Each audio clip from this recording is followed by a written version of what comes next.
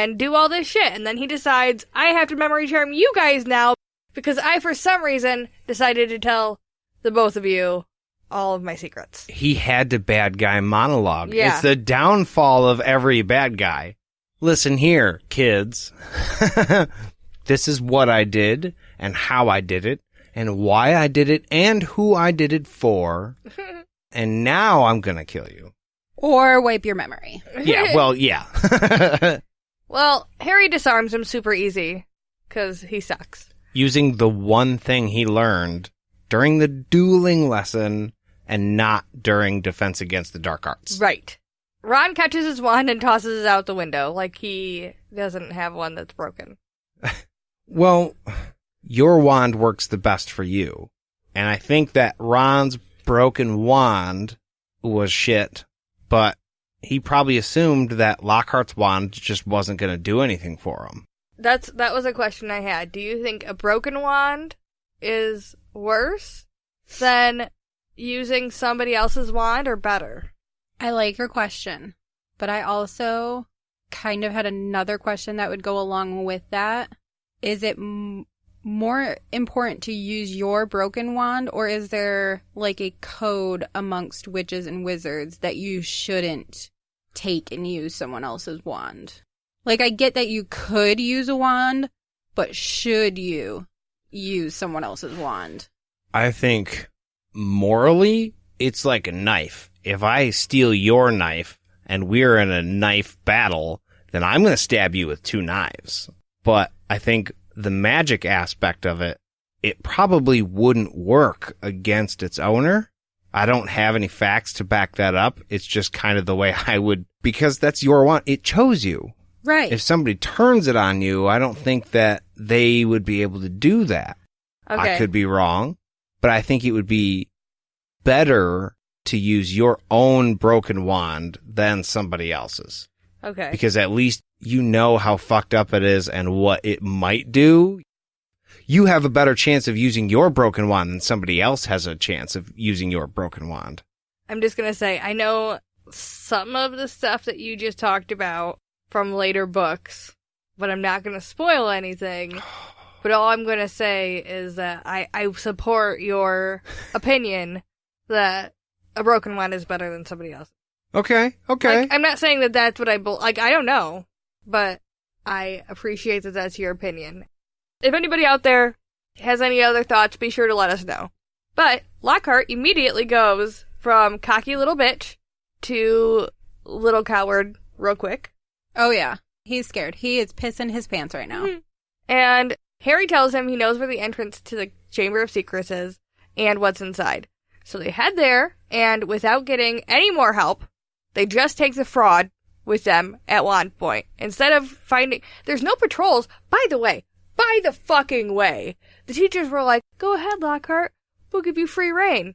And then they just decide to not do anything. Like, oh, they took Ginny. We're not going to look for the Chamber of Secrets, because we know it exists now. We're not going to... They aren't trying to do anything at this point. They're just like, arms up in the air.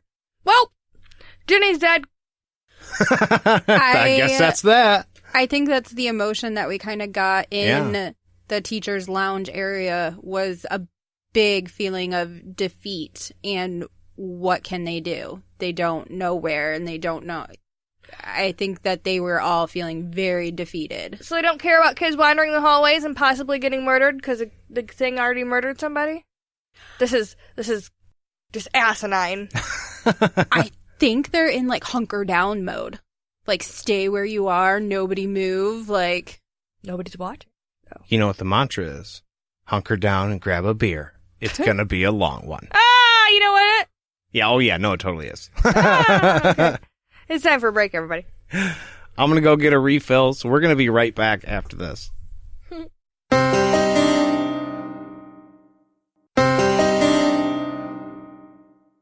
And we're back. So they head into Myrtle's bathroom and they ask her how she died, which she thoroughly loves. It was weird that she's like, yeah, I remember it vividly. And it gets to the end point and she can't really recall. But she was so excited because she remembered it so well. Except that weird, hazy mystery thing at the end. Yeah. I think she was more excited that someone asked her, that someone actually cared enough to ask her. Now that could be. That makes sense. She does just kind of hang out by herself and cry a lot, so. Yeah. But she described everything in super detail, and she tells him that the only reason she came back after she died is to haunt Olive Hornby, which I feel like kind of sucks because she's still there. She's there forever. Yeah. And that person's obviously gone. Yeah. So that brings me to a question. Do you have complete control of what happens to you after you die? We don't know. This is all we know, is that she says she haunted somebody. She wanted to haunt somebody. So she came back. Yes. She wanted to bad enough. That bitch made fun of No, her glasses. Nearly headless Nick.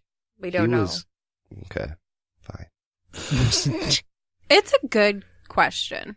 I wonder if your feelings are that immense that you want to stalk and haunt someone for the rest of your life that you get to. We find out in book 5, they tell us.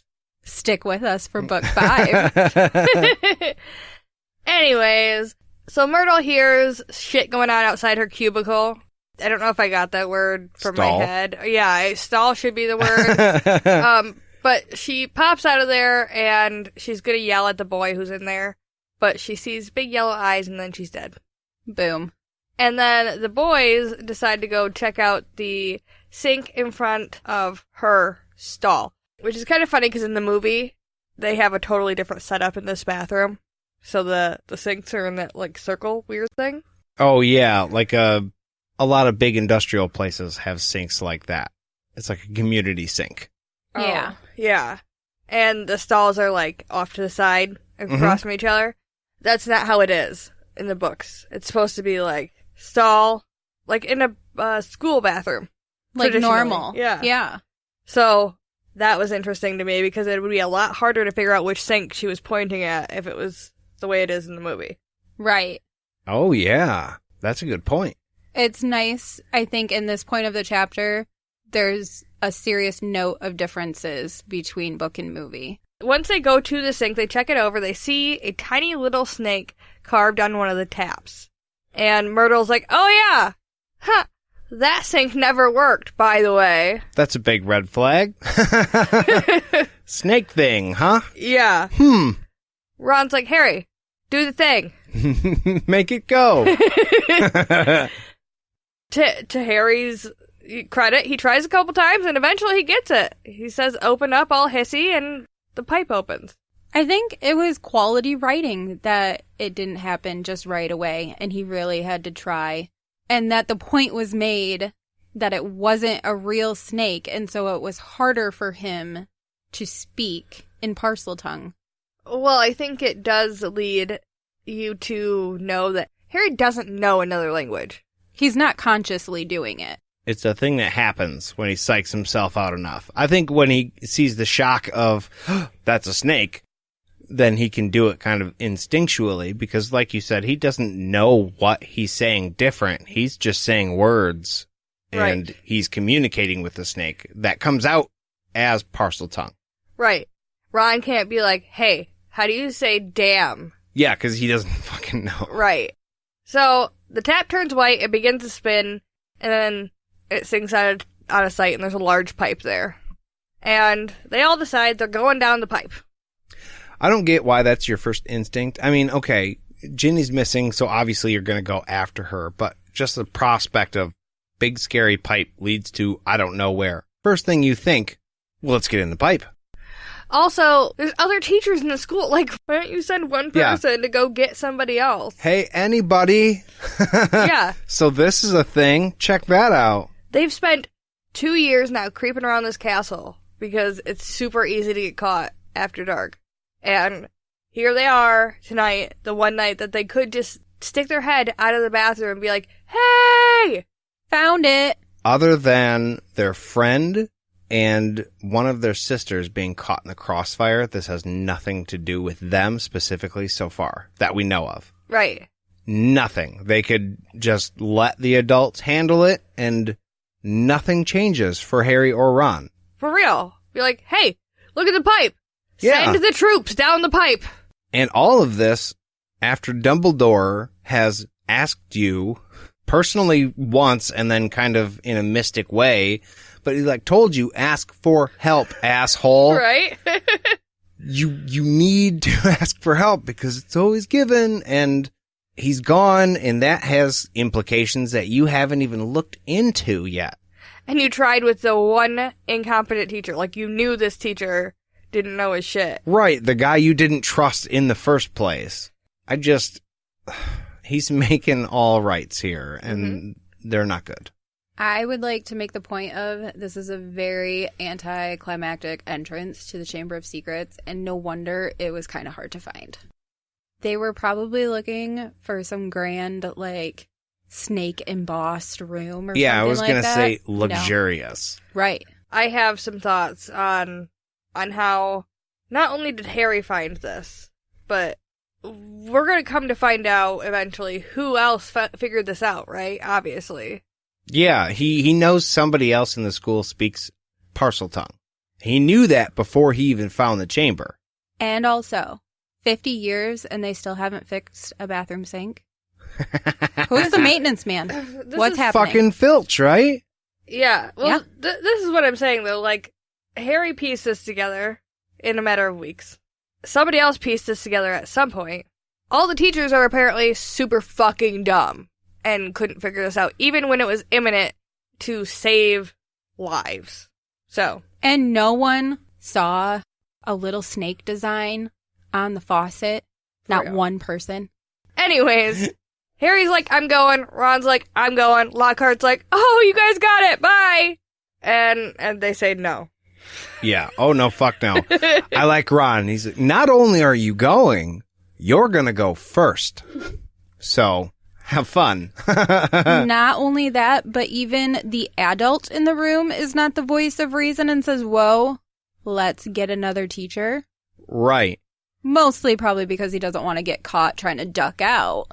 Well, But I still. think at this point, he can't really go back and get a teacher, can he? I mean, they have him at Wand Point, so no. They went, go deal with this. It's your time to shine. So if he comes back and says, hey, can I get some help? Right. Probably wouldn't look super Well, great. that on top of the fact that the kids are going to tell everybody if he walks away at this point. Yeah, that's true. But they push him down anyways, so it doesn't really matter. He's going down he's going down. He's and then Harry's following, and they're all swishing down the slide. He's a hostage. That's the Gross. word you were looking for. Oh yes, he's a hostage. Yes, It's just so gross. it's a long, slimy, dark pipe. Miles under the school or lake. Yeah, that was fun. That little point right there that they made, that it's possible that they're actually like under the lake, and the lake is like deep. So that's like real deep. There's a giant squid in there.